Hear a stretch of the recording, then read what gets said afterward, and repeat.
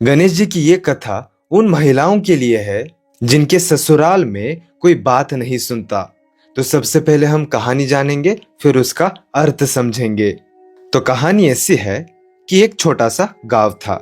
उस गांव में एक परिवार रहता था। उस परिवार में 4 पुत्र थे। चारों का विवाह हो चुका था। अब जो सबसे बड़ी बहू थी वो अपने सास के पास जाती है और कहती है कि विवाह से पूर्व मैं गणेश जी का व्रत करती थी और विवाह के पश्चात भी मैं करूंगी। सास कहती है कि तुम बड़ी बहू हो, तुम्हारे पास इतने सारे काम होंगे और इस बीच तुम व्रत क्यों करना चाहती हो? आपके व्रत करने ना करने से कोई फर्क नहीं पड़ेगा। इसी वजह से बड़ी बहू व्रत करना छोड़ देती है। समय बीतता है और बड़ी बहू को एक पुत्र प्राप्त होता है। जब उसका पुत्र विवाह के योग्य होता है तब सभी मिलकर तय करते हैं कि अब हम इसका विवाह कराएंगे। विवाह के दिन वो पुत्र गायब हो जाता है। बड़ी बहू अपने सास ससुर के पास जाती है और रोने लगती है कि ये सब कुछ आपके कारण हुआ है। आपने मुझे गणेश जी का व्रत करने से रोका। इसी वजह से गणेश जी ने आपके गलती की सजा मेरे पुत्र को दी है।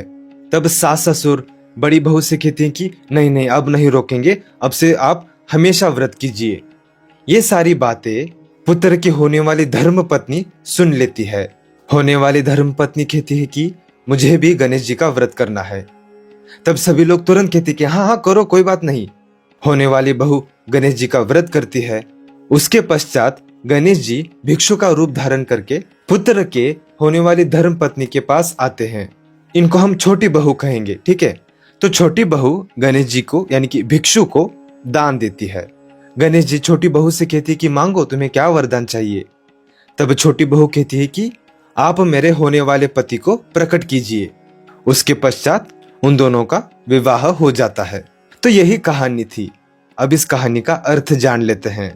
तो कहानी की शुरुआत में ये मतभेद क्यों होता है ये समझ पाते हैं कि बड़ी बहू कहती है कि मैं पहले व्रत करती थी और आगे भी करूंगी, परंतु सास क्या कहती है, जरूरत क्या है, क्या फर्क पड़ता है, पहले ही तुम्हारे पास इतने सारे काम है, इसमें यदि व्रत करोगी तो सब कुछ बिगड़ जाएगा। यानी कि अलग अलग विचार है। इसी वजह से मतभेद हो रहा है। तो ऐसी हालत में उस स्त्री को क्या करना चाहिए ये आगे बताया गया है। सास ससुर ने बड़ी बहू को व्रत करने से रोका। इसी वजह से उसका पुत्र विवाह के दिन गायब हो गया। तब जाकर सास ससुर ये मानते हैं कि हाँ, हम गलत थे। आप जो कर रही थी उसमें हमारा ही फायदा था, परंतु हम पहचान नहीं पाए। उसके पश्चात हमने क्या जाना कि वो जो बड़ी बहू की होने वाली बहू थी वो भी गणेश जी का व्रत करती है। उसको व्रत करने की अनुमति क्यों दी जाती है? ताकि उसका पति लौट आए। तो गणेश जी की इस व्रत कथा से उन महिलाओं को यह समझाया जा रहा है कि यदि आपको अपने सास ससुर को मनाना है तो आपको अपने शब्दों को इस तरह से मांडना होगा, ये विश्वास दिलाना होगा कि आप जो कर रही है इसमें आपके पुत्र और आपके पति का फायदा है। क्या गणेश जी हमें झूठ बोलने के लिए कह रहे हैं? नहीं, झूठ बोलना अलग चीज है और शब्दों को मांडना अलग चीज है। झूठ बोलते वक्त हम वो सारी चीजें बोलते हैं जो सत्य नहीं है, परंतु शब्द मांडते वक्त हम उन सभी चीजों के बारे में बात करते हैं जो फैक्ट्स है, वो जो सत्य है, परंतु नॉर्मली हम उसके ऊपर ध्यान नहीं देते। मैं आपको 2 उदाहरण देता हूं। मान लीजिए कि आपकी कोई इच्छा है, जैसे कि आपको नौकरी करनी है, आपको कोई काम करना है, तब आप सीधा सीधा जाकर ये मत कहिए कि मुझे नौकरी करनी है, मुझे काम करना है। नहीं, आपको शब्दों को मांडना आना चाहिए। जैसे कि आप ये कह सकते हैं कि मुझे 25,000 वाली नौकरी मिल रही है। यदि हम हर महीने 10,000 वाली SIP करेंगे तो 10 साल बाद हमारे पास लाखों रुपए होंगे। वो लाखों रुपए हम अपने बच्चों के शिक्षा के ऊपर खर्च कर सकते हैं। ये मैं बस आपको एक उदाहरण दे रहा हूं कि आपको अपने शब्दों को इस तरह से मांडना है कि ससुराल वालों को ये विश्वास आ जाए कि आप जो कर रही है उसमें आपका फायदा नहीं है, आपके पुत्र और आपके पति का फायदा है। चलो दूसरा उदाहरण ले लेते हैं, क्योंकि ये तो बात हुई नौकरी की। अब इच्छाओं का क्या?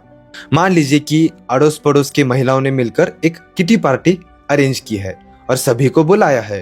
तो आपको ये नहीं कहना है कि मुझे किटी पार्टी करने जानी है। नहीं, इस केस में क्या कहा जा सकता है, यही कि ये अड़ोस पड़ोस वाले एक साथ हो जाते हैं और हमारे परिवार को अलग कर देते हैं। हमसे कोई बात नहीं करता। कल हमारे ऊपर कोई मुसीबत आ जाए तो हमारी कौन मदद करेगा? उसके लिए हमें अड़ोस पड़ोस के साथ अच्छे रिश्ते बनाने होंगे, रिश्तों को मजबूत करना होगा, और उसके लिए ना चाहते हुए भी मुझे मजबूरन इस वाहियात किटी पार्टी में जाना होगा। उनके साथ मिलजुल कर रहना होगा। ये मेरी मजबूरी है, क्योंकि इसमें मेरे पुत्र और मेरे पति का फायदा है। रिश्ते मजबूत होंगे तो लोग मेरे पुत्र और मेरे पति का साथ देंगे। मुसीबत आएंगी तो लोग इनकी मदद करेंगे। उसके लिए मुझे किटी पार्टी जाने दो। तो इस तरह से आपको अपने शब्दों को मांडना है और आपको ये विश्वास दिलाना है कि आप जो करने जा रही है इसमें आपका नहीं, आपके पुत्र और आपके पति का फायदा है। वीडियो देखने के लिए धन्यवाद। गणपति बप्पा मोरया, मंगल मूर्ति मोरया।